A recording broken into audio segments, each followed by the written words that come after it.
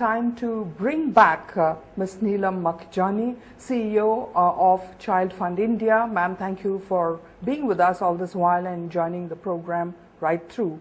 You know, I have a specific question. I was out in Pathar Pratima just on Friday, and one of the big concerns there is what happens to the children. Schools are shut, books are destroyed, and then the children are all over the place, and then there are girls, young girl children who are there, the parents keeping an eye on them, but great concerns about impoverishment, poverty, increasing problems like child marriages. Apparently the numbers are growing, and also trafficking, which has been a problem in the South 24 Parganas, North 24 Parganas districts of Bengal. What are your interventions plans? Thank you so much. Thank you. It's such a pertinent question, and more so at this time. So West Bengal has a very large number of trafficking of girls and boys. It's one state where the trafficking of young boys is almost equal to trafficking of young girls. That has been already very rampant. The amplification has been huge because of Amphan, and COVID, of course, added to it, but Amphan as well. Now, 1 in 4 young girl is trafficked, and the bait is more or so, we'll get you married or get you a job outside. This is how serious it is, and these figures come from the Bengal State Commission for Protection of Child Rights. So, ChildFund has always worked with government systems and mechanisms.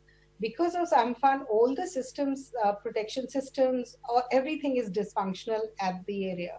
So now the risk to children is highest forever because there are no mechanisms in place to look after them. The number of calls that have been going forward and coming on abuse and violence has increased tremendously. And we all know, we've heard this from so many sources that only 30% or 40% of the cases actually get reported. So you can see the magnitude of the problem that is going to be there. In Bengal state, again, based on government data, 4 in every 10 girls is married off at an early age. And this is before the legal age of marriage. Now, how do we put those systems in place to protect them? When the government system, because of Amphan, right, the local mechanisms are not there. We need to put in place. So what ChildFund does is, we have been very creative about how do you still create the stakeholders and give absolute local ownership to the people so that trafficking can stop. And the root cause of all this has always been poverty, The parents are not even aware that, the things that the children go through when they are trafficked.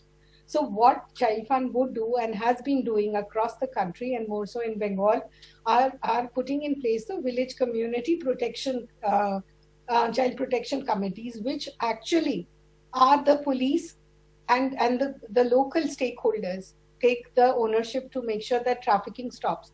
The traffickers are still trying to pull out those young girls in giving them the bait to get them married off.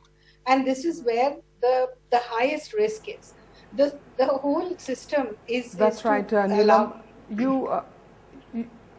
Neelam, you're so absolutely right. You have identified the problems. You are obviously putting solutions in place on the ground, and I just hope that it happens as quickly as possible. I know that the West Bengal Committee for the Protection of Child Rights has started a helpline where you can call, but I must tell you that telephone lines are also not in the best shape even now. But thank you so much for joining us. Thank you for your concrete suggestions to help children in need and, of course, all victims of Cyclone Amphan. Thank you very much.